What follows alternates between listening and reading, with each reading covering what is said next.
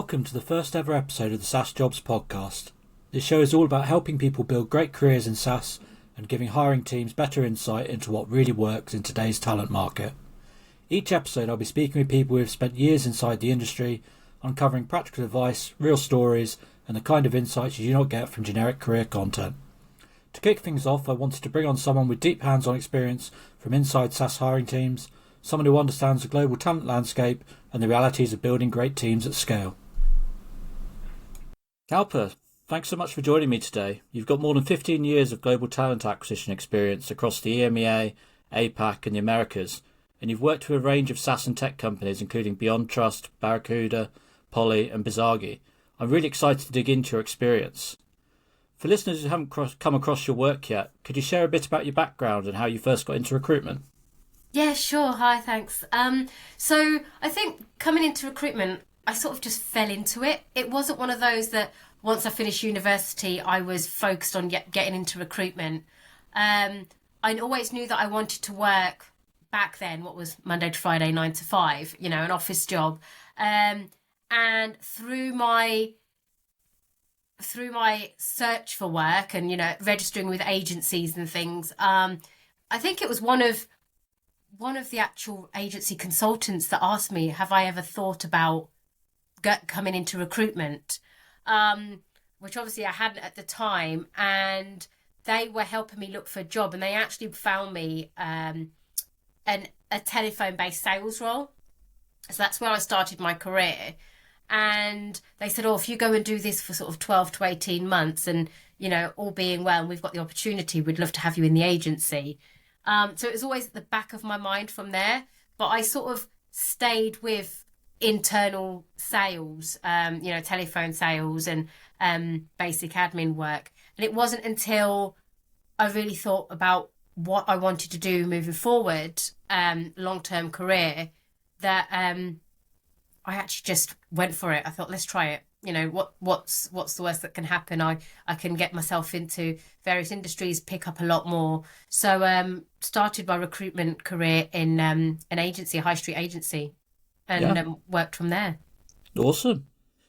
I guess you've worked across multiple industries, but a large part of your recent work has been the tech and SaaS space. I guess what attracted you to tech and SaaS?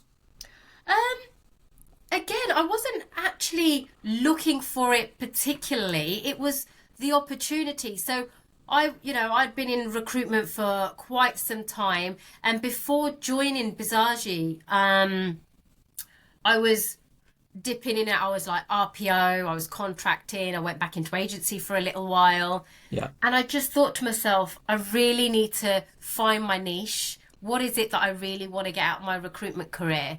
The opportunity at Bizargi was great. It gave me the exposure that I felt I needed. It was a shame. It was just a contract. I was covering maternity at the time, but that gave me the opportunity to recruit globally.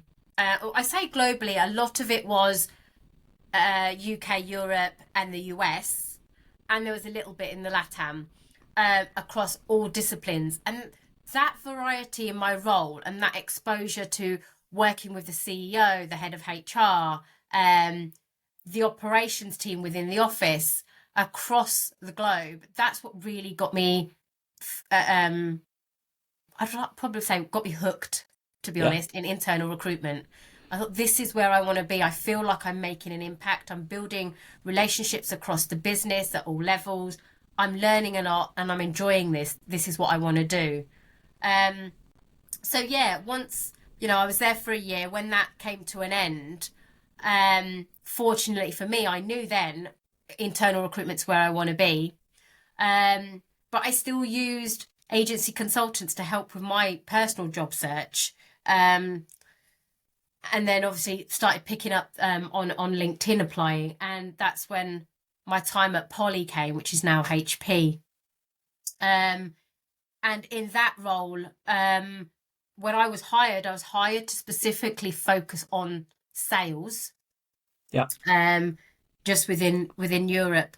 But again, in that role, I very quickly embedded myself within the sales organisation and the HR and recruitment team but I was always putting my hand up for supporting where it was needed. So if someone in my team, within my team, needed extra support and it was a commercial role or an engineering role, I would just, put my hand up and say, look, I'm here to help. As long as I could use what I'm doing within sales was the same as just using it across all disciplines.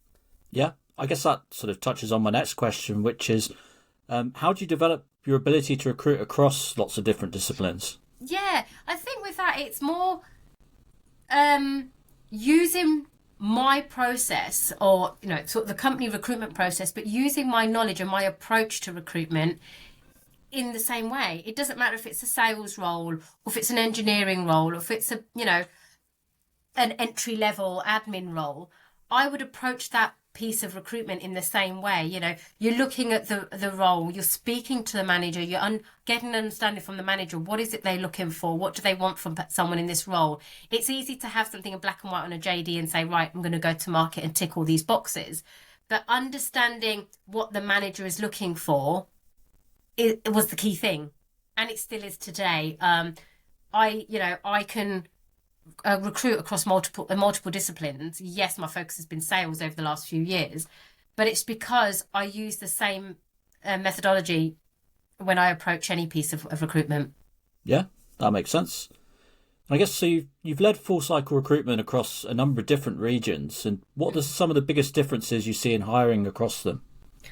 I think the biggest difference is the attraction in the market. So say, for example, I'm recruiting a sales role in EMEA, for example. That needs, I believe, certain countries in EMEA need a lot more attention or a lot more outreach than others. I post a job in APAC region, for example, and I will be inundated with applications. But as a recruiter, is it one of those that you post the job and you sit, pray, wait for the applications? Or do you see what comes out of what you've put out in the market and where else can you go to look for these people? And I think more so at my time at Barracuda and Beyond Trust, I found that if I was posting a job here in EMEA, the attraction would come steadily. I would have to do more outreach and do my role in that position. But if I was to post a role in APAC, for example, the floodgates would open. And I don't know what it is, if I'm absolutely honest. It's just, I suppose, candidates or individuals in those regions are more active when looking for work and looking for that opportunity to move. They've connected with the right platforms to be updated when we're recruiting. Yeah, that's a great insight. At Beyond Trust and Barracuda, so you supported high growth, go-to-market and technical hiring. Mm-hmm. What were some of the unique challenges in those environments? Unique challenges. In both companies, Barracuda and Beyond Trust, I was initially brought on as the sales go-to-market recruiter for EMEA, but very quickly, once in that role, I would support and help out. And like I said before, I was flexible, adaptable to any hiring. But I think the unique challenges is that flip, that understanding from sales recruitment to the technical recruitment. What does that mean? What does it look like? So you talk to a manager in the technical space and it's very clear cut. Okay, they've got to have this, and this as a technical skill set or, software that they've used. If they don't have those 2 or 3 bits of experience, it's a no-go. So it was very easy to screen out and source the right candidates, where in sales it can be quite more open, because as long as they're in that tech space, or say for example the cybersecurity world, and they've sold successfully for a period of time and they can demonstrate either by their CV or for the phone calls how successful they've been, then it's a matter of me as a recruiter to give that, the one with a stronger personality or the one with the successes to the hiring managers. Where in the technical recruitment, it's more about, have they used that piece of software? How proficient are they using it? And get, examples of their work using those platforms. Yeah, I guess you got a lot more technical assessment, which Yeah, there's assessments you can do. There's more technical based questions you can ask. Whereas in sales recruitment, it's a lot more open, because it is more about understanding that candidate. Yes, they're saying that they can sell. Okay, what questions? You have to tailor your questions to that sales environment and what that manager and what that business is looking for. Whereas in the technical space, it's more about, okay, I can see through your CV, you've got the technical skills. Now you need to demonstrate to me, be it on some sort of assessment or explaining to me what these terminologies mean. yeah, absolutely. And you've worked on everything from early stage recruitment processes to high volume hiring at later stage companies. I guess, how do you adapt your approach moving between the two? Um, to be honest, I don't feel like I do adapt my approach that much. Again, it's about understanding what the business and what your managers need. When it's high volume, for example, in my sales world, bringing on a team of BDRs, SDRs, whatever you want to call them, Yeah, you will have multiple roles. The only difference will be maybe who they're reporting to, or it might be a language. Because, for example, working at Barracuda and Beyond Trust, sometimes it was a language skill that was more that we focused on. So I'd have 5-6 roles all in that one team. But it's just the language that's different. So it's easy to manage that because the only thing you're differentiating the candidates against is what language they can speak. Whereas when you're doing technical roles, first line, second line support roles, again, that's high volume, one with regards to applications, but the amount of headcounts that we're needed if we're building out a new team. But it's just all that, the technical capability. And when it's first line and second line support, it's more about the candidate's personality, their approach to work, how engaged they are, how confident they feel, because a lot of it can be trained. yeah, that makes sense. I guess so many companies, especially in SaaS, struggle with sourcing diverse talent, and you partnered with executive leaders on diversity initiatives at Beyond Trust. What worked well and what advice would you give to others? I think, first of all, what worked well is when you've got the buy-in of the hiring managers or the company. If they're on the same page and it's something that they are focused on themselves and want to excel in or get better at, then that's half the work's done for you. As a recruiter, diverse recruitment for me anyway, it's sort of a natural thing. I don't look at the person as an individual. I look at the person as, what are you bringing to the role? Have you got what we're looking for? It doesn't matter about your background, who you are, where you've come from. It's more about your skill sets, your personality. How are you going to succeed in this role? Yes, there's measures within the recruitment team. We want to bring in a good balance of male or female in sales, or male or female in engineering, or, diverse talent with regards to ethnicity. Those would just come for me, when I'm talking to people. I like to quietly behind the scenes, I'm sort of like saying, have I got a good balance? But I'm going to put the best person forward, and it just for me, it just naturally comes around. But it's more saying having those discussions with the managers to say, look, we will be open, and I'm going to give you a range of candidates, so we can, I'm presenting you a diverse pool of candidates, so we can actually say that we are open to this and we are doing that. Yeah, absolutely. I guess so. In companies like Poly and Barracuda, you built and maintained strong relationships with hiring managers. What do hiring managers often misunderstand about recruitment? I think from an internal perspective, I think they forget that we're there to support them. We are part of that company. We're not just there to do the admin. Some managers feel that they can go off and do the recruitment themselves and find people quicker, faster and better than us in recruitment. But we are the subject matter experts. We do know what we're looking for. If you give us that opportunity, understand our process, work with us, not against us, and we'll find the right person for you. It's having that open communication and collaboration with them. Yeah, absolutely. What are the key traits you look for in candidates who thrive in SaaS companies? Me personally, what I look for is the longevity. How long have they been in that role, in that particular company? What successes have they had in that company, or that in that industry, shall I say? And why do they feel that they're successful? What is it that they enjoy within that role or in that company? Yeah, makes sense. And many SaaS founders listening might be trying to make their first few hires, so whether that's go-to-market hires or engineering hires. What should they absolutely get right in those early stages? Be clear about what they're looking for and be realistic. I mean, I've had plenty of times where I'm speaking to managers and it's like, just quick, I need a person, I'm man down, I've got quotas, targets to hit. But it's about, okay, what do you want? Apart from what's on this job description, what else is it that you want? And for me, it was trying about what are the key, top key things, 3 to 5 things that you really, really need in this person, that can come in and, do the job successfully and sort of hit the ground running. Yeah, absolutely.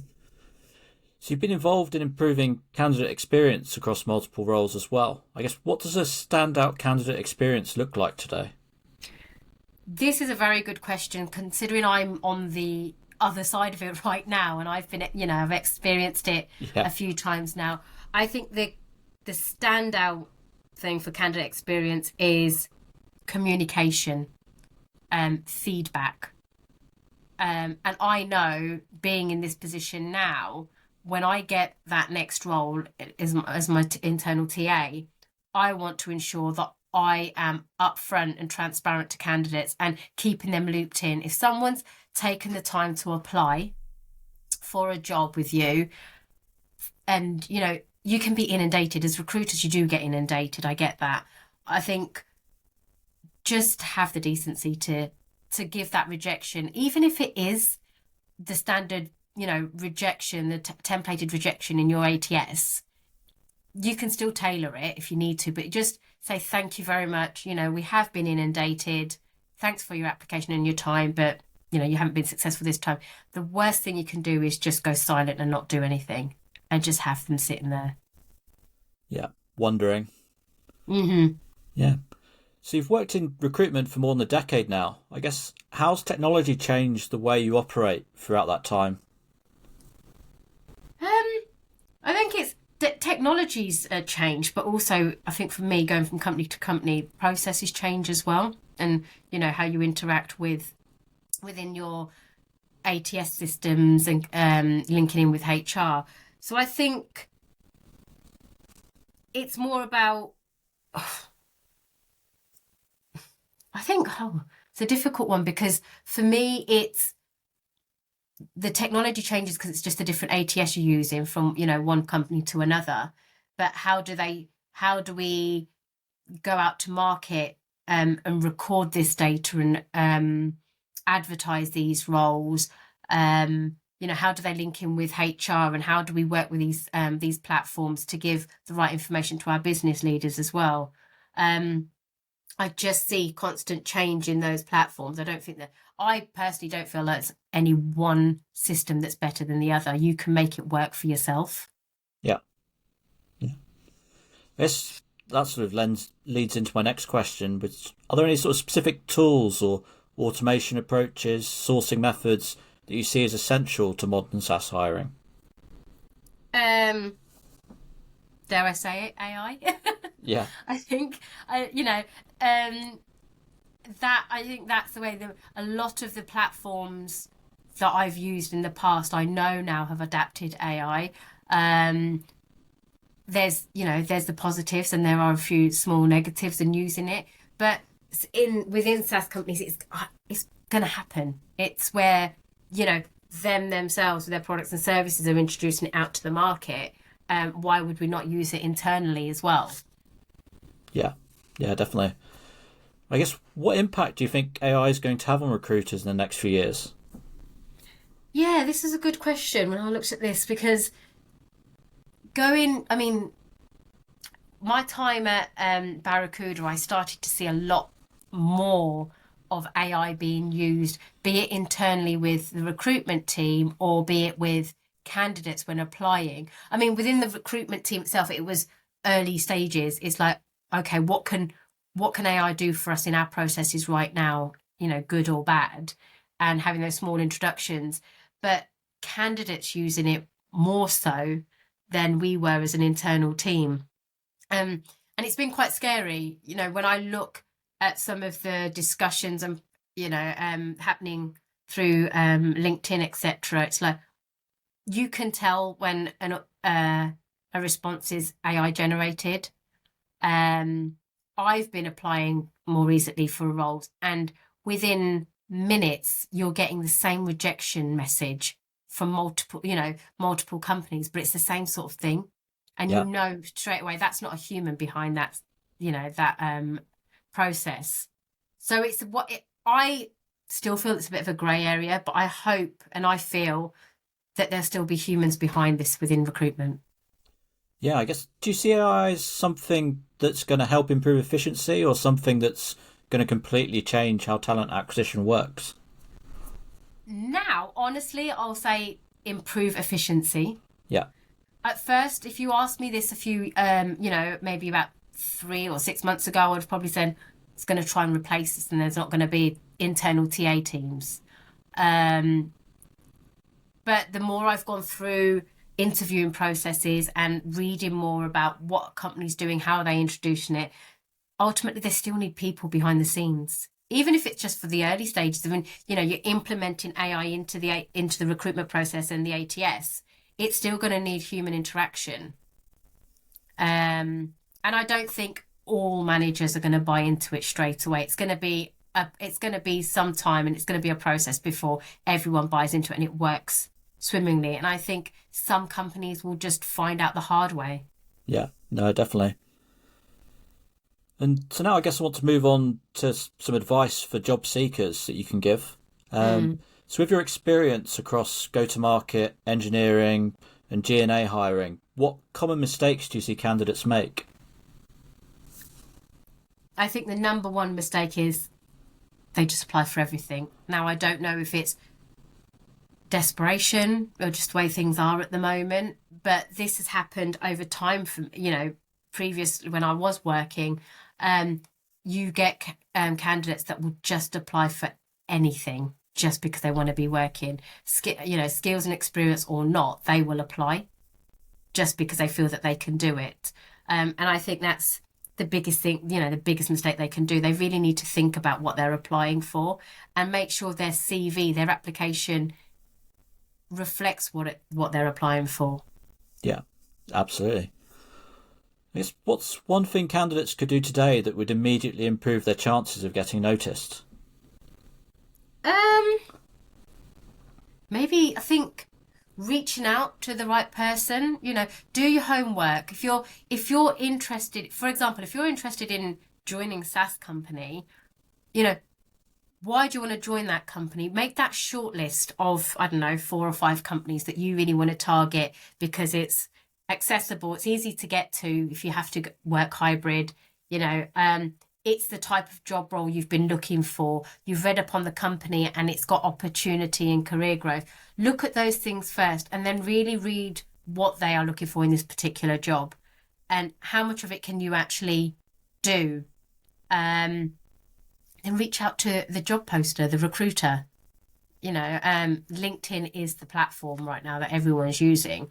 Reach out to that recruiter, or maybe somebody within that company, use that referral, that way in to understand a bit more to ensure that you are the right person for that job role. Yeah, great advice. And you've supported hiring in competitive markets like cybersecurity, communications and digital transformation. How can job seekers stand out in these crowded SaaS spaces? Yeah, that is a good question because again, for me right now, being in the market and knowing that I want to, work within cyber, tech, etc., how am I going to stand out? So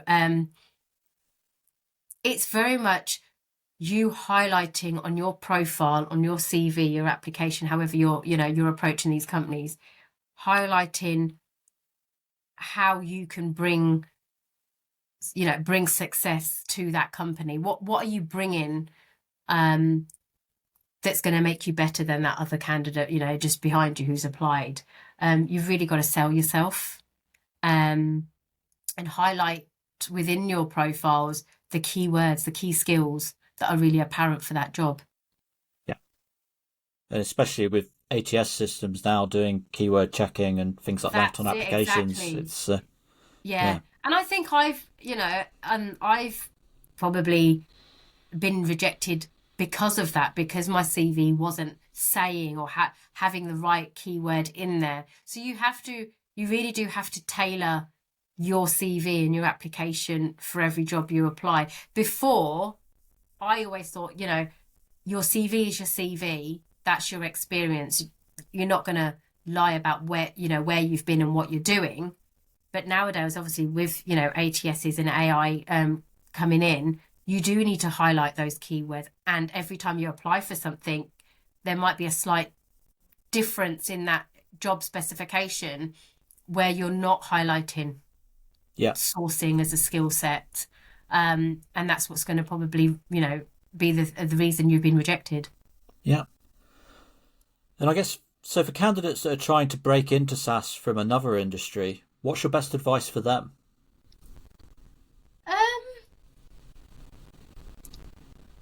I'd say, if that's where you want to go, if SaaS is the change that you want to make and you really want to start your career, or I say start, continue a career, but grow within that industry, then do it. Apply for the right role though. Don't be, I've done marketing for the last, 10 years.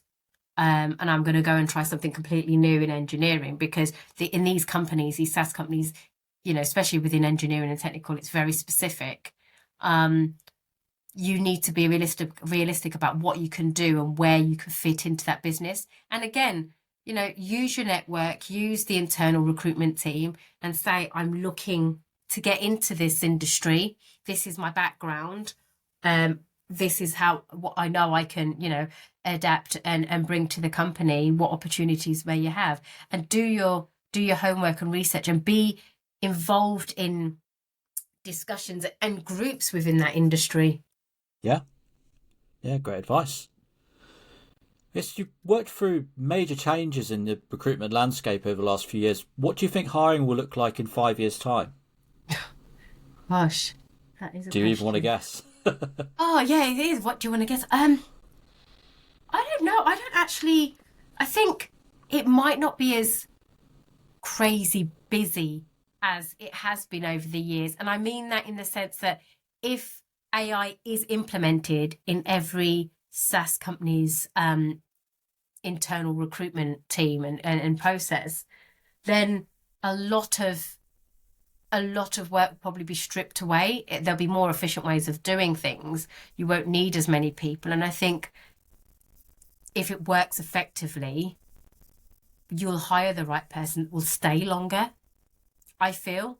But that's a difficult one to really answer, because what's 5 years going to look like from now? I don't really know. Yeah. I guess, so finally then, if you give one piece of advice to every SaaS hiring manager listening, what would it be? Gosh. Be clear on what it is that you're looking for from an individual. Be clear, but be realistic. I've seen, whilst I've been in the job search, how many people are out there with really good experience, skill sets. I think hiring managers need to, one, be clear, but also be open to speaking to someone that might not be that cardboard cutout that you're looking at, but they've got potential. They're bringing in something new, fresh ideas or something. They need to be open to that.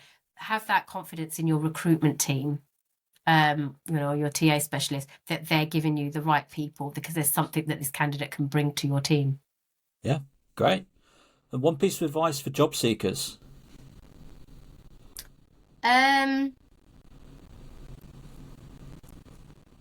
just be confident in selling yourself. You know what you're capable of. You know what you can do. So if you feel that you're flipping from one industry to another, but you can still do, you know you can do that job, you've got to be confident in selling yourself to do that.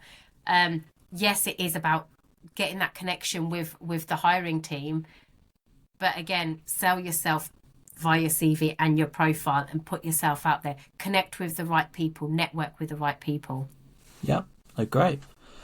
And finally, for the listeners that want to connect with you or follow your work, how can they get in touch? The easiest way, LinkedIn.